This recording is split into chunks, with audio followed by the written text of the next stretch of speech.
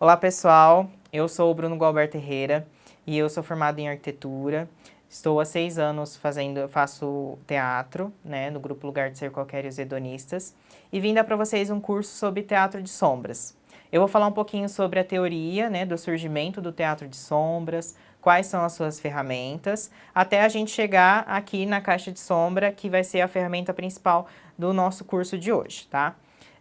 Então, começando pela teoria, eu vou explorar um pouquinho a história do teatro de sombras, qual foi seu surgimento, a questão da relação entre luz e sombra. Então, eu vou contar um pouquinho para vocês sobre esses aspectos, tá? Do teatro de sombras. Começando pela relação da luz e sombra. A maior fonte de energia e de iluminação que nós temos é o Sol, né? Com o decorrer da história da humanidade, outras formas de energia e de luz foram descobertas, né? No caso, por exemplo, o fogo, que posteriormente o homem foi explorando essa ferramenta e descobriu a fogueira. Depois foi descoberto o lampião também, que veio trazer a luminosidade, né, para os locais. E depois, com a descoberta da eletricidade, a gente conseguiu explorar ainda mais essa ferramenta que é a luz, né, essa relação com a luz. E com a invenção da lâmpada incandescente, a gente conseguiu explorar ainda mais essas ferramentas, né? E com outros surgimentos de outros tipos de lâmpadas, chegando até hoje em dia que a gente tem a lâmpada de LED. Então, a palavra sombra, segundo os etimologistas, ela vem do latim sulumbra, que ela quer dizer o que está no céu, na parte escura, ou sob o céu, a parte que está escura. Então, a sombra ela tem essa relação de que ela acontece através de um objeto opaco que, sob a luz, causa a sombra. O primeiro registro sobre o teatro de sombras, a gente pode dizer que vem da Alegoria da Caverna, de Platão, no livro A República, que a gente conta a história de prisioneiros que são aprisionados dentro de uma caverna, de frente para uma das paredes da caverna e são acorrentados. Então, atrás deles é instalada uma fogueira. Então, eles só conseguem enxergar o mundo através dessas sombras que são projetadas na parede da caverna. Então, essa é a visão de mundo deles. Eles acreditam que o mundo que existe é apenas aquelas sombras que são projetadas. Um dia, um dos prisioneiros é libertado, ele consegue se libertar, e ele vai até o mundo externo. E ele enxerga que o mundo não é aquilo que ele vê através das sombras, é um mundo totalmente diferente. E aí ele enxerga duas possibilidades: voltar para a caverna e contar para os outros prisioneiros que o mundo não é apenas aquilo que eles veem nas sombras, ou ele continuar a sua vida e viver em liberdade.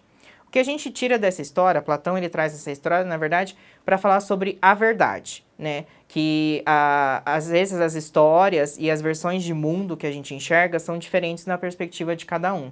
Mas quando a gente traz isso para o teatro de sombras, é que a gente, com diferentes objetos, a gente consegue várias sombras diferentes. Então, quando a gente, por exemplo, vai brincar de sombras com o sobrinho ou com as crianças, a gente faz um coelho com as mãos. Mas a gente não está pegando o coelho e colocando ele em frente à luz para projetar a sombra. A gente está fazendo isso com as mãos. Então, a gente cria meio que essa relação, né? O primeiro registro oficial do teatro de sombras vem através da lenda do imperador Wu e a morte da bailarina. O imperador Wu é uma lenda do ano de 121. Ele diz que esse imperador tinha uma bailarina que era sua preferida e ela acabou morrendo. Então ele vai até o mago da corte do seu reinado e pede que esse mago traga essa bailarina de volta à vida, porque senão ele seria decapitado.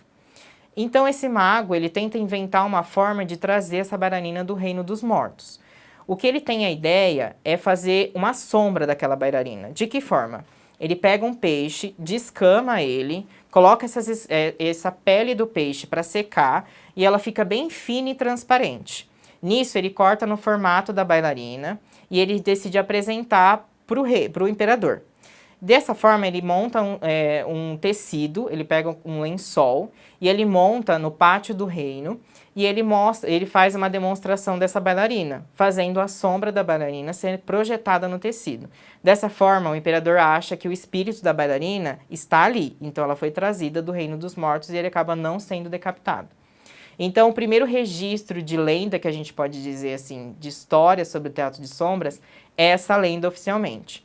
Mas o teatro de sombras vem desde os primórdios, assim como a gente pode dizer da alegoria da caverna, né? Que é essa projeção das sombras através da fonte, que é o fogo.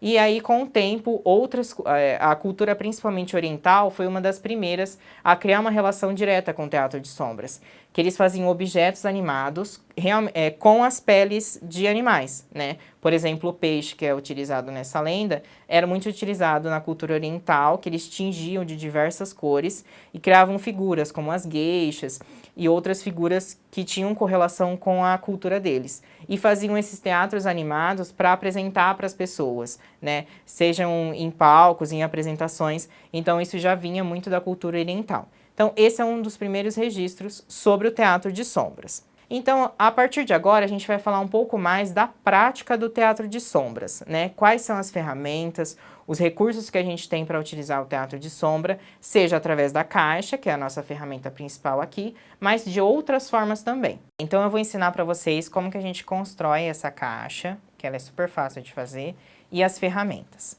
No teatro de sombra, a gente tem 3 elementos principais, que são a tela, a luz e o objeto a ser animado. A tela, ela pode ser feita de diversos materiais. Fora a caixa do teatro de sombras, a gente tem, por exemplo, pode ser feito com um lençol, um tecido cru. A gente, nesse caso aqui, utilizamos um papel, uma folha vegetal, pode ser papel de manteiga. Então, você pode montar, por exemplo, uma cabana de tecido branco, que tem uma certa transparência, né, um algodão, por exemplo, e você brincar dentro dessa cabana com um teatro de sombras, né?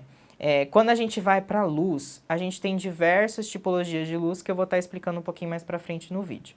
Mas primeiro eu vou ensinar vocês como construir essa caixa, tá? De teatro de sombras. Essa caixa aqui, eu montei ela com um pedaço de papelão, né? Eu peguei um pedaço de papelão, cortei essa parte central, que é onde eu encaixei a folha, né? Que foi esse retângulo aqui que eu retirei. Então, a minha folha, ela é desse tamanho aqui, certo? A que eu coloquei aqui dentro. Ela é um pouquinho maior, na verdade. Então, eu tirei a medida dessa folha e fiz esse quadrante de fora aqui, tá? Que seria essa volta toda, para eu poder encaixar o papel aqui dentro. Eu já mostro como ficou aqui dentro. E aí, eu peguei a largura de uma régua e contornei toda essa parte de fora, essa borda, para que a gente tenha um apoio aonde colar essa folha por dentro. E aí, eu retirei, né, cortei essa parte central, tá? A caixa de teatro de sombras, a gente pode fazer ela de diversas formas, né? Essa aqui eu acabei montando, mas a gente pode utilizar tampas de caixa, a gente pode usar caixa de sapato, caixa de sabão em pó, né? Às vezes até a caixa de leite, né? Se a gente for utilizar uma escala menor e a gente fazer sombras menores. Então, a gente consegue fazer ela com diversos objetos e várias coisas que a gente tem em casa mesmo, tá? Depois disso, eu colei aqui a folha de papel vegetal aqui atrás, né? Então, eu passei toda a fita aqui em volta e colei essa folha de papel vegetal. Eu utilizei o papel vegetal, mas como eu citei anteriormente, a gente pode utilizar também folha de papel manteiga, né? Ou talvez até uma folha que tem uma folha de seda, tá? Porque ela tem uma certa transparência e a gente consegue fazer esses objetos animados aparecerem aqui na tela. E depois eu decorei a minha caixa. Então, ela pode ser decorada de qualquer forma, inclusive com temas, né? Essa caixa, inclusive, ela pode ser o fundo da nossa história. Então, por exemplo, a gente vai contar uma história... a gente vai contar várias vezes uma história sobre uma floresta, por exemplo, para diferentes pessoas, né? Então, se a gente tiver diversas turmas, por exemplo, a gente pode contar para essas diversas turmas a mesma história. Então, dá para fazer ambientada, né? Às vezes um castelo, um circo, uma floresta. Então, às vezes, o cenário externo, ele já consegue contar parte da história que vai vir, né? Outra forma da gente conseguir criar esse cenário é a gente pode fazer realmente uma caixa neutra e a gente criar um cenário de fundo que a gente vai desenhar numa folha, por exemplo, de papel cartão, a gente desenha esse fundo e recorta o centro dele. Então, uma silhueta de uma floresta em volta ou a silhueta de um castelo com um centro vazado. Então, a gente consegue criar um cenário e a gente encaixa aqui na parte de dentro. Né, que na hora que for projetada essa sombra, a gente já vai ter meio que um cenário aqui sendo projetado, né, que vai ser um cenário fixo. Então, se for uma lenda, por exemplo, de uma floresta, então a gente já tem esse cenário fixo aqui dentro, sendo projetado, e os personagens percorrem por esse cenário, tá? Então, nessa parte de cenário, a gente tem essas duas possibilidades, explorar tanto pelo lado de fora da caixa, né, que é essa estética externa, quanto a gente trabalhar esse cenário por dentro para ser projetado, né, que a gente vai trabalhar só com a silhueta dele. Outra questão importante que a gente pode ressaltar na parte do teatro de sombras, como eu tinha citado, é a questão da fonte luminosa, né, que é o segundo item muito importante do teatro de sombras. Eu vou estar utilizando uma lanterna que ela tem um foco aqui regulado, tá? Mas a gente pode utilizar a lanterna do celular, a gente pode utilizar uma lanterna simples, né? A gente pode estar utilizando até mesmo uma vela, se a gente estiver fazendo em casa, uma vela posicionada de forma fixa atrás da caixa e a gente fazendo as sombras na frente. Então, a gente tem diversas possibilidades dessas fontes luminosas, tá? E dentro da questão também da fonte luminosa, a gente tem a possibilidade de trazer cor para essa luz, né? Então, se a gente quiser, a gente pode aplicar um acetato, aqui é um objeto, é um dos objetos que eu vou estar demonstrando na sombra depois. Mas aqui eu apliquei um acetato pintado com caneta permanente azul, né? Se a gente aplica esse mesmo material aqui na ponta da lanterna, né, e cola lá aqui em volta, então a gente tem uma luz totalmente azul. Então a gente pode contar uma história toda com apenas as sombras, mas com fundo todo azul. Então, às vezes, uma temática de fundo de mar ou de céu. Então, a gente consegue trazer um ambiente também através da cor, né? Isso tanto na iluminação geral da nossa história, quanto na animação dos nossos objetos, né, que vão ser animados. Por exemplo, nesse índio aqui, a gente consegue trabalhar a parte do olho com uma cor diferente do penacho, diferente aqui da saia. Então, a gente consegue trazer elementos de cores diferentes para o mesmo objeto através desses materiais.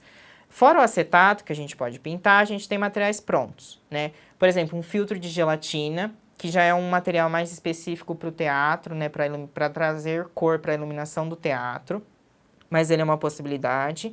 E também papel celofane, né? Que ele é um pouquinho mais fino, mas do mesmo jeito ele consegue trazer cor e tem diversas cores também, tá? Então, nesse aqui eu fiz dessa forma. Então, a gente consegue trabalhar essa cor de várias formas diferentes. E o terceiro é os objetos em si, né? Esse aqui foi construído de papel mesmo, né? Então, a gente pode trabalhar de papel, cartolina, papelão.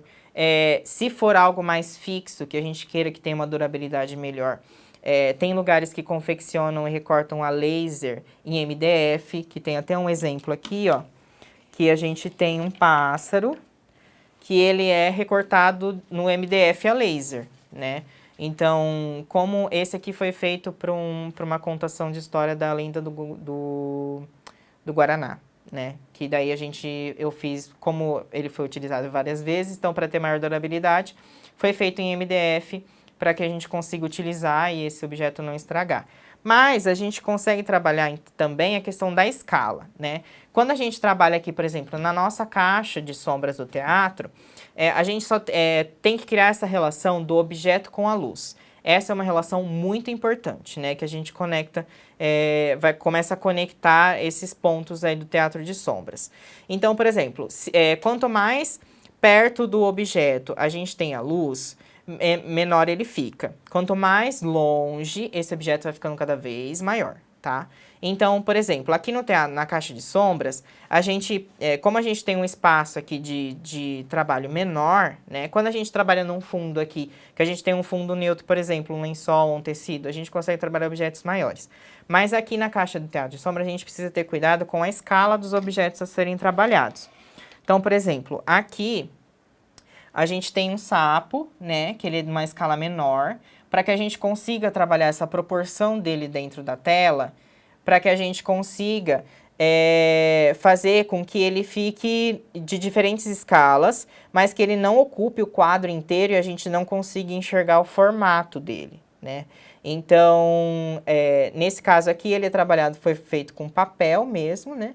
E aí, é uma forma da gente trabalhar e trabalhar principalmente a escala. Então, aqui na caixa de teatro de sombras, eu recomendo que sejam trabalhados objetos de escala menor, tá? Para que a gente consiga trabalhar essa proporção da sombra sem prejudicar o formato daquele objeto que vai ser refletido na caixa, tá?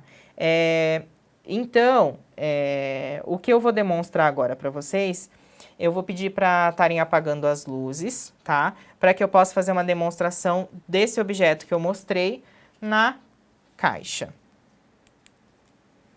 Então, por exemplo, aqui, ó, tá vendo como a escala desse sapo tá grande? Porque ele está afastado da tela, né, da caixa, e a luz está bem próxima dele.